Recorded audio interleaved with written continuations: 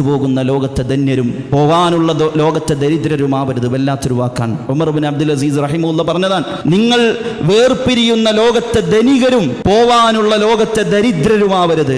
എൻ്റെ ഈ സംസാരത്തിൽ പ്രിയപ്പെട്ടവരെ നിങ്ങളുടെ മനസ്സിൽ കുറിച്ചു വെക്കേണ്ട ഒരു വാക്കതാണ്, നമ്മുടെ മനസ്സിൽ കുറിച്ചു വെക്കേണ്ട ഒരു വാക്കതാണ്. വേർപിരിയുന്ന ലോകത്തെ ധനികർ, ഐഫോൺ ഉണ്ട്, ആധുനിക ടെക്നിക്കൽ എല്ലാമുള്ള എല്ലാ സംവിധാനങ്ങളുമുള്ള കാറുകളും അതുപോലെ തന്നെ വാഹനങ്ങളും വീട്ടിലുണ്ട്, 2 നില വീടുണ്ട്, ബാങ്ക് അക്കൗണ്ട്, അത്യാവശ്യം സാലറി നമ്മുടെ കൈകളിലുണ്ട്, എല്ലാ നിലക്കും സാമ്പത്തിക ഭദ്രതയിൽ എല്ലാ സൗകര്യങ്ങളും നമ്മുടെ കയ്യിലുണ്ട്. പക്ഷേ എന്തുണ്ട് കൊണ്ടുപോകാൻ? 3 കണ്ടം തുണിയിൽ പൊതിഞ്ഞുകൊണ്ട് 6 അടി മണ്ണിലേക്ക് ഇറക്കി വെക്കുകയാണ്. വിട്ടുപോകുന്ന ലോകത്തെ ധന്യർ. എന്നാൽ പോകാനുള്ള ലോകത്തേക്ക് എന്താ നമ്മുടെ കയ്യിലുള്ളത്?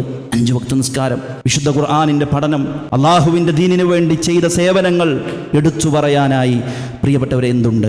അബൂദർ റളിയല്ലാഹു അൻഹുവിൻ്റെ വീട്ടിലേക്ക് ഒരു മനുഷ്യനിങ്ങനെ കയറി വന്നു. എന്നിട്ട് ആ വീട്ടിനുള്ളിൽ മൊത്തം ഇങ്ങനെ പരിശോധിച്ചു. ഒന്നും കാണാനില്ല, സൗകര്യങ്ങളില്ല. അദ്ദേഹം ചോദിച്ചു, അബൂദർ, എവിടെയാ നിങ്ങളുടെ വീട്ടിലെ ഉപകരണങ്ങളൊക്കെ, സാമഗ്രികളൊക്കെ എവിടെയാണ്? അബൂദർ റളിയല്ലാഹു അൻഹു പറഞ്ഞു, ഞങ്ങൾക്ക് വേണ്ടിയുള്ള ഒരു വീട്ടിലേക്ക് ഞങ്ങൾക്കുള്ള വിഭവങ്ങൾ ഒരുക്കിയിട്ടുണ്ട്. ഇത് ഞങ്ങളുടെ വീടല്ല, ഈ വീട് ഞങ്ങൾ ഒഴിഞ്ഞു പോകും, ഈ വീട് ഞങ്ങൾ വിട്ടുപോകും. വമാ അമ്മറു മിൻ മൻസിലിൻ ളല്ല ഖാവിയ വമാ ഖറജു ഇല്ലാ ബിഖുത്നിൻ വഖിർഖത്തിൻ വമാ അമ്മറു മിൻ മൻസിലിൻ ളല്ല ഖാവിയ.